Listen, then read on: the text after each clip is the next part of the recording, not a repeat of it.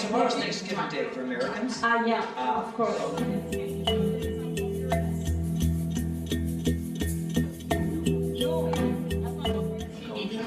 HR, areas of interest class, business administration, HR. Is it easy for Caymanian people to work in this kind of companies? I'm not sure, but I feel if you're qualified enough, and that's what we're trying to do here, is to be, on top of our class, on top of our game. So when we go into interviews as young Caymanians, we can, reach out further and accomplish more set goals.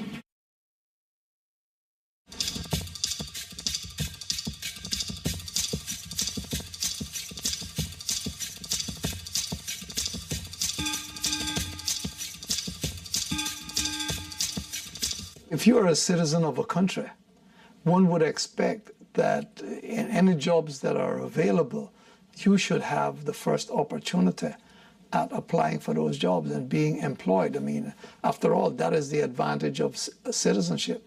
That is the advantage of citizenship. And I hear a lot of people complain that they are often passed over, that there's a kind of favoritism, or that there is a kind of prejudice against the local people.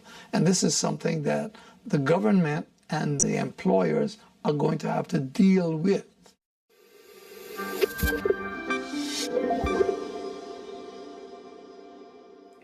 Voilà, c'est la fin de ce 21h30 minuit sur France Info et on se quitte. Ce soir, c'est terminé. Daniel Leclerc, merci d'avoir été avec nous. N'oubliez pas, ça ne va pas vous gâcher votre nuit, mais Alain Prost vient de m'appeler. Si vous voulez le prendre, il n'y a pas de souci. Je vais avoir des problèmes. Il a pété une durite. Ah, c'est le cas de le dire. Merci Daniel Leclerc. Bonne soirée. Excellente soirée sur France Info. C'est au tour de France 24 de prendre le relais. Très bonne soirée.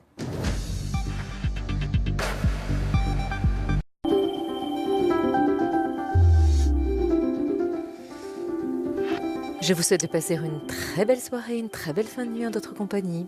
On a toujours ce bel anticyclone centré sur l'Autriche et la France. Il s'étend sur toute l'Europe de l'Ouest. Il repousse les perturbations vers les îles britanniques et les pays scandinaves. Mais on a une petite perturbation en embuscade sur la Bretagne qui va montrer le bout de son nez ce soir sur la pointe Finistère.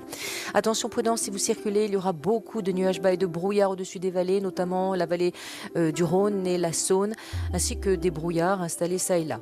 Demain matin, nous allons retrouver de belles conditions anticycloniques, du soleil, mais avec toujours la présence de brouillards tenaces au-dessus du Lyonnais, du Dijonais, mais également au-dessus de la vallée de la Garonne. Des nuages seront bien présents sur le Languedoc-Roussillon, les Bouches-du-Rhône, la Côte-Varoise, les Cévennes avec quelques gouttes de pluie. À l'intérieur de cette couverture nuageuse, il y aura également des brumes et des brouillards et on retrouve un vent marin entre 50 et 70 km à l'heure en rafale de secteur est-sud-est. Sur la Bretagne et le Cotentin, c'est cette petite perturbation qui va donner des nuages. On n'attend pas de pluie si ce n'est qu'un petit crachin. Alors à la faveur des éclaircies nocturnes, les valeurs seront contrastées. On attend encore du froid sur l'est et des températures positives à l'ouest et au sud, moins 3 à 9 degrés attendus. Dans l'après-midi, le contraste s'atténue. On attend des valeurs entre 5 et 16 degrés sur le continent, 17 et 18 sur la Corse. C'est vrai que ça reste beaucoup plus doux sur l'ouest et le sud que dans le nord-est, mais vraiment, ce sera progressivement des températures aux normes de saison qui s'installeront. Pour jeudi, toujours ce bel anticyclone du soleil, mais attention, prudence, encore la présence de nuages bas et de brouillard au-dessus des vallées, notamment du Val-de-Saône et du Lyonnais, mais également de la Garonne. Sur le nord-ouest, toujours cette petite perturbation de faible activité qui va donner un peu de crachin sur le sud-Bretagne et la Vendée avec un vent de sud. On retrouvera beaucoup de nuages en Méditerranée sur ces régions du Languedoc-Roussillon, Bouches-du-Rhône, Côte-Varoise et un petit peu de pluie cette fois, 9 et 12 degrés. Vendredi, ce sera à peu près semblable avec un peu plus de nuages au nord, toujours la présence de brouillard, 9 et 12 degrés. Samedi, alors là, ça va s'éclaircir au sud, ça deviendra plus nuageux au nord, 8 et 11 degrés, à peu près le même type de temps dimanche, 6 et 9 degrés. Belle nuit.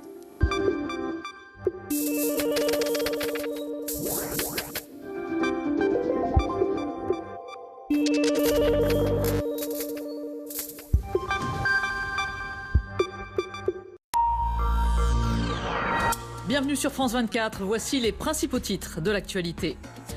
La reprise d'Alep par les soldats du régime ne serait plus qu'une question d'heure. L'armée de Bachar al-Assad a totalement encerclé les quartiers est jusque-là aux mains des rebelles. L'ONU s'inquiète de son côté de probables exactions commises par les forces syriennes et leurs alliés.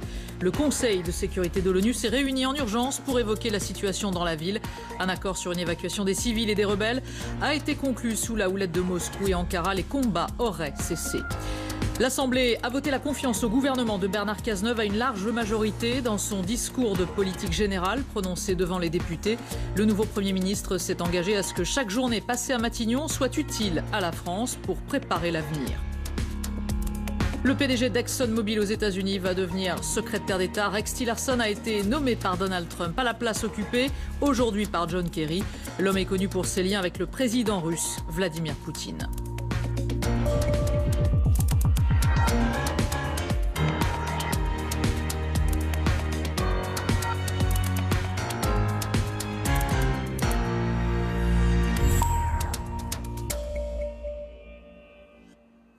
Les rebelles syriens retranchés dans les quartiers est d'Alep n'ont plus aucun moyen de s'échapper. L'armée, appuyée par l'aviation, notamment russe, a quasiment détruit cette partie de la ville. L'armée de Bachar al-Assad pourrait reprendre la deuxième ville de Syrie dans les prochaines heures. La situation humanitaire, elle, préoccupe particulièrement l'ONU. Selon plusieurs témoins, les soldats du régime auraient exécuté de nombreux civils, notamment des femmes et des enfants. Un accord a été signé il y a quelques heures sous la houlette de la Russie et de la Turquie pour évacuer civils et rebelles d'Alep. Franck Genozo. Une évacuation de grande envergure pour les habitants et les combattants qui le souhaitent. L'accord prendra effet demain matin, mais dès aujourd'hui, des centaines de personnes quittaient la dernière enclave rebelle d'Alep. Dans cet impressionnant cortège, de nombreux enfants, certains comme ici, à bout de force et transis de froid. Les familles sont conduites vers des camps de réfugiés, mais des arrestations et des disparitions ont été signalées. Alors, quelques heures plus tôt, dans les quartiers encore assiégés, les habitants restaient invisibles, terrés dans leurs maisons. Ils seraient encore plusieurs milliers, nous confie l'un d'entre eux. La situation est désespérée. On se cache dans les abris, personne n'ose mettre les pieds dehors. L'ONU accuse les forces pro-gouvernementales d'avoir exécuté plusieurs dizaines de civils, y compris des femmes et des enfants. Alors, quelques heures avant l'accord de cessez-le-feu, les habitants que nous arrivions à joindre se montraient sceptiques sur leur sort. La communauté internationale n'a rien fait pour arrêter ces crimes de guerre. Alors nous serons exécutés dans les heures ou dans les jours qui viennent. Ce soir, un cessez-le-feu précaire règne à Alep, en attendant le début demain de la grande opération d'évacuation. Et ce soir, le Conseil de sécurité de l'ONU s'est donc réuni en urgence à New York pour évoquer le sort des civils à Alep. L'occasion pour la Russie d'annoncer une cessation des combats dans les quartiers est, ce qui devrait permettre l'évacuation des habitants et des rebelles. On écoute tout de suite l'ambassadeur russe à l'ONU. Selon les informations que nous recevons ces dernières heures, les activités militaires dans l'est d'Alep ont pris fin. Donc il n'est pas question d'un cessez-le-feu ou d'opération humanitaire spéciale. Le gouvernement syrien a rétabli le contrôle sur l'est d'Alep. Maintenant, nous entamons une action humanitaire et il faut aider la population qui est restée là-bas.